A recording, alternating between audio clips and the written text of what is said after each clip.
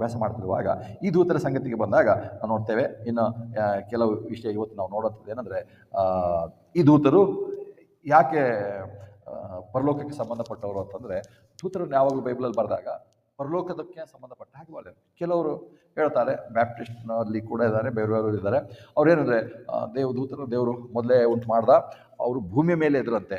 ಕಾಲ್ಪನಿಕವಾಗಿ ಹೇಳೋದು, ವಾಕ್ಯದಲ್ಲೆಲ್ಲ ಭೂಮಿ ಮೇಲೆ ದೂತರ ದೇವರು ಉಂಟು ಮಾಡಿದ್ದ. ಆದರೆ ಲೂಸಿಫರ್ನ ಯಾವಾಗ ದೇವರಿಗೆ ವಿರುದ್ಧವಾಗಿ ದಂಗೆ ಎದ್ದಾಗ ದೇವರು ಶಾಪ ಕೊಟ್ಟ, ಅವಾಗ ಭೂಮಿ ಎಲ್ಲ ನಾಶಪಡಿಸ್ದ, ದೂತರನ್ನು ನಾಶಪಡಿಸ್ದ, ಅಂದರೆ ಶಿಕ್ಷೆ ಕೊಟ್ಟ. ಅಂದರೆ ಅಲ್ಲಿ ಅದಕ್ಕೆ ಒಂದೇ ಒಂದು ಸಣ್ಣ ಒಂದು ಕ್ಲೂ ಇದೆ. ಏನಂದರೆ ಎಜ್ಕೇಲ ಮತ್ತು ಏಷ್ಯಾದಲ್ಲಿ ನೋಡುವಾಗ ಆತನು ಆಕಾಶದ ಮೇಲೆ ಉತ್ತರ ದಿಕ್ಕಿನಲ್ಲಿ ನಾನು ನನ್ನ ಸಿಂಹಾಸನವನ್ನು ಸ್ಥಾಪಿಸ್ತೇನೆ, ಪರಲೋಕದ ಮೇಲೆ ನಾನು ಸಿಂಹಾಸನ ಸ್ಥಾಪಿಸ್ತೇನೆ ಅಂತ ಹೇಳಿದಾಗ ಅವ್ರು ಅಂದ್ಕೊಂಡಿದ್ದಾರೆ ಅಂದರೆ ಅವನು ಭೂಮಿಯ ಮೇಲಿದ್ದ, ಅದಕ್ಕೆ ನಾವು ಪರಲೋಕದಲ್ಲಿ ಸ್ಥಾಪನೆ ಮಾಡ್ತೇನೆ ಅಂತ ಹೇಳೋದು ಅಂತ ಅವರ ಅರ್ಥ. ಆಕಾಶದ ಮೇಲೆ ಎಂದು ದೂತರು ಭೂಮಿಗೆ ಸಂಬಂಧಪಟ್ಟವರಾಗಿ ದೇವರು ಉಂಟು ಮಾಡಲ್ಲ. ಅದಕ್ಕೆ ಒಂದು 3-4 ವಚನಗಳು ನೋಡಿ ನಾವು ಮುಂದಿನ ಪಾಕ ಹೋಗ್ತೇವೆ.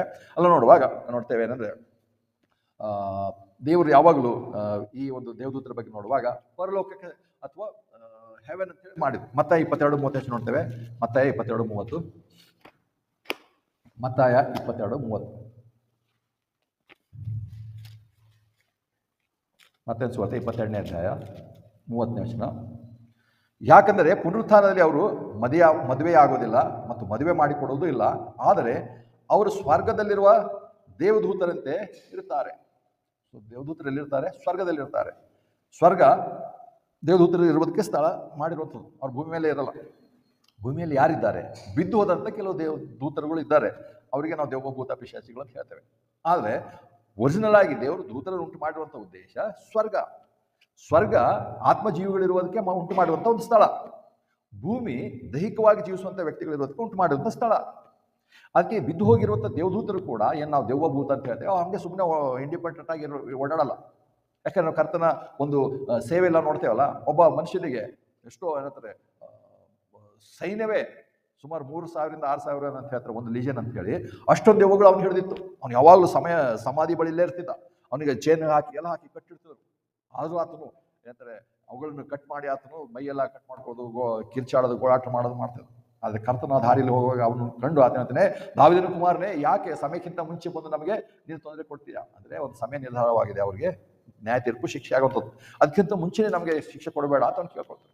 ಅವಾಗ ಆತನ ಹೇಳ್ತಾನೆ, ಕರ್ತನು ಆತನಿಗೆ ನಿನ್ನ ಹೆಸರೇನಂತ ಹೇಳ್ಕೊಳ್ಳುವಾಗ ಆತನು ಏನಂತಾರೆ ಕ್ಷಮಿಸಿದ ಹೆಸರಿದ್ದಾನೆ, ನಾನು ಇನ್ನೊಂದ್ಸರಿ ನೋಡ್ಬೇಕು. ಆದರೆ ಆತನಲ್ಲಿ ಲೀಜನ್ ಇತ್ತು ಅಂತ ಹೇಳ್ತೇವೆ, ಅಷ್ಟೊಂದಿತ್ತು. ಅದಕ್ಕೆ ಎಲ್ಲ ಹೋಗುವಾಗ ಅವರು ಆ ದೆವ್ವಗಳು, ಪಿಶಾಚಿ ಅಥವಾ ಭೂತ ಅಂತ ಏನು ಹೇಳ್ತೇವೆ, ಅದು ಕೇಳ್ಕೊಂಡು ಕರ್ತನಿಗೆ ಕೇಳ್ಕೊಂಡಿರುವಂಥ ಒಂದು ರಿಕ್ವೆಸ್ಟ್ ಏನು, ಇವನಿಂದ ನಾವು ಬಿಟ್ಟು ಹೋಗ್ತೇವೆ, ಆದರೆ ಆಗೋ ಹಂದಿಗಳ ಸಮೂಹ ಇದೆಲ್ಲ ಅವುಗಳೊಳಗೆ ಹೋಗುವಂತೆ ಮಾಡು ಅಂತ ಹೇಳ.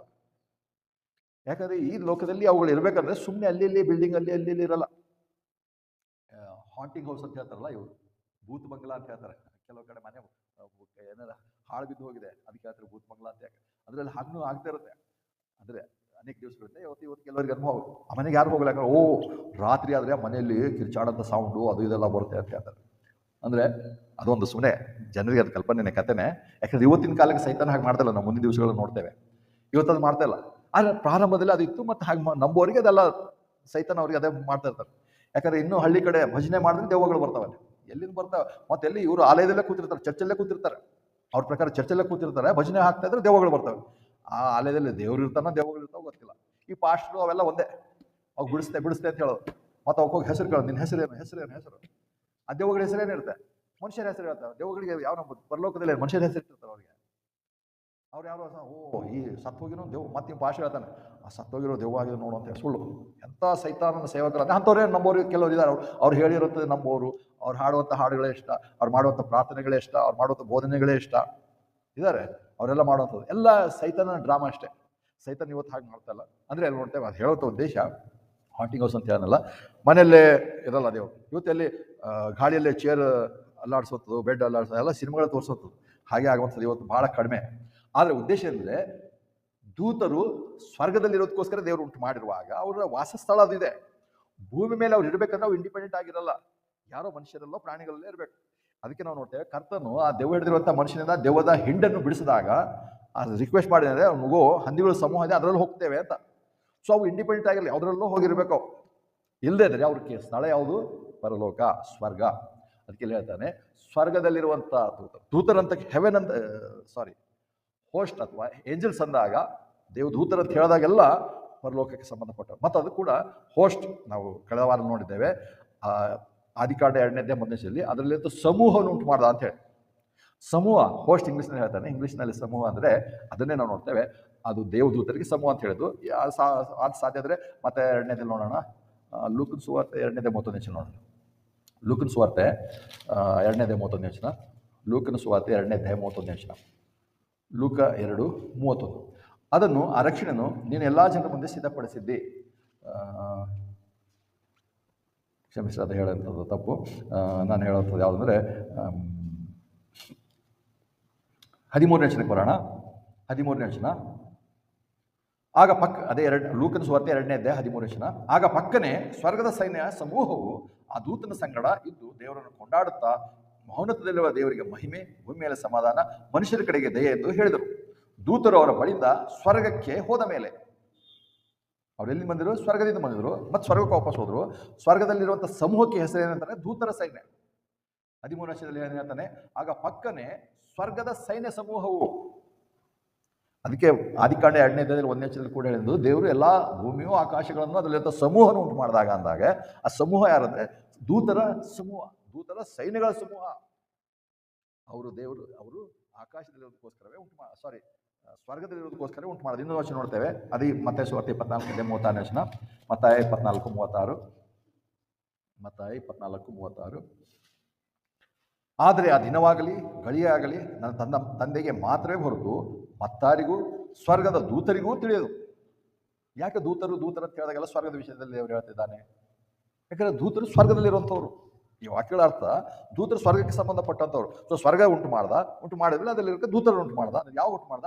2ನೇ ದಿವಸದ ಪ್ರಾತಃ ಕಾಲ ಉದಯದಲ್ಲಿ ದೂತರು ಉಂಟು ಮಾಡ್ದ. 2ನೇ ದಿವಸದ ಸಂಜೆ ಹೊತ್ತಿನಲ್ಲಿ ದೇವರು ಸ್ವರ್ಗ ಉಂಟು ಮಾಡ್ದ. ದೂತರಿರುವಂಥ ಸ್ವರ್ಗ ಉಂಟು ಮಾಡ್ದ. ಇಷ್ಟು ಸ್ಪಷ್ಟತೆ ನಮ್ಮ ದೇವರ ವಾಕ್ಯದಲ್ಲಿದೆ.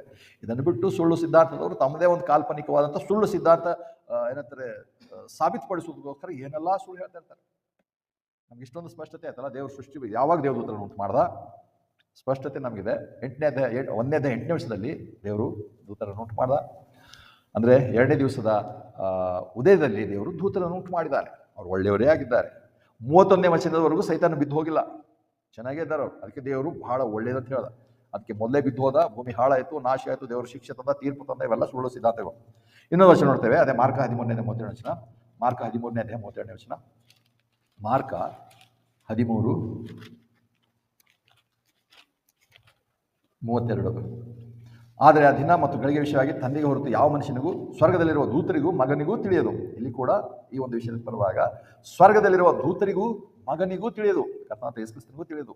ಮಗನಿಗೂ ಅಂದರೆ ಕೆಲವು ವಿಷಯಗಳಾಗಿದೆ. ಅದು ಮುಂದಿನ ದಿವಸಗಳು ನೋಡೋಣ. ಗಲಾತ್ಯ 1ನೇ ಅಧ್ಯಾಯ 8ನೇ ವಚನ ಬರ್ತಾ ಇವೆ. ಗಲಾತ್ಯದವರಿಗೆ 1ನೇ ಅಧ್ಯಾಯ 8ನೇ ವಚನ.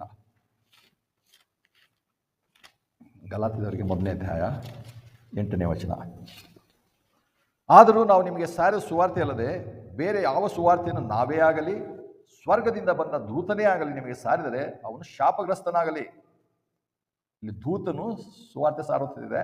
ಯಾರು? ಸ್ವರ್ಗದಿಂದ ಬಂದಿರೋ. ಅಂದರೆ ದೂತರು ಯಾರು ಅಂದರೆ ಅವರು ಸ್ವರ್ಗಕ್ಕೆ ಸಂಬಂಧಪಟ್ಟವರು. ಅವರು ಭೂಮಿ ಮೇಲೆ ಎಲ್ಲಿ ಗಿಡ ಮರಗಳಲ್ಲಿ, ಗವಿಗಳಲ್ಲಿ, ಬಿಲ್ಡಿಂಗ್ಗಳಲ್ಲಿ ಇರ್ತಾರೆ. ಅಲ್ಲ, ಬಿದ್ದು ಹೋದಂಥ ದೇವದೂತರು ಇವತ್ತು ಕೆಲವು ಕೆಲಸಗಳು ಕುಚ್ಚೆಷ್ಟೇ ಅಥವಾ ಕೆಟ್ಟ ಕೆಲಸ ಭೂಮಿಯಲ್ಲಿ ಮಾಡ್ತಾ ಇರ್ತವೆ, ಅದು ಬೇರೆ ವಿಷಯ. ಆದರೆ ಮೂಲವಾಗಿ ದೇವರು ದೂತರು ಉಂಟು ಮಾಡಿದ ಅದಕ್ಕೆ ಸ್ವರ್ಗಕ್ಕೆ ಸಂಬಂಧಪಟ್ಟ ಹಾಗೆ. ಭೂಮಿಯಲ್ಲಿದ್ದರು ಅವೆಲ್ಲ ಸುಳ್ಳು ಮಾತು. ಆದರೆ ಇಲ್ಲಿ ಹೇಳ್ತಾನೆ ಪರಲೋಕದಲ್ಲಿ ಬಂದಿರುವಂಥ ದೇವದೂತನೇ ಆಗಲಿ. ಅಂದರೆ ಪ್ರಕಟಣೆಯಲ್ಲಿ ದೇವದೂತರು ಸುವಾರ್ತೆ ಸಾರ್ತಾರೆ ಪ್ರಕಟಣೆಯಲ್ಲಿ. ಸೊ ಮುಂದಿನ ವಾರ ಅಥವಾ ಇನ್ನೊಂದು ದಿವಸಕ್ಕೆ ಬರುವಾಗ ಹಾಗಿದ್ರೆ ಆ ದೇವದೂತರು ಯಾವ ಸುವಾರ್ತೆ ಸಾರಿದ್ರು?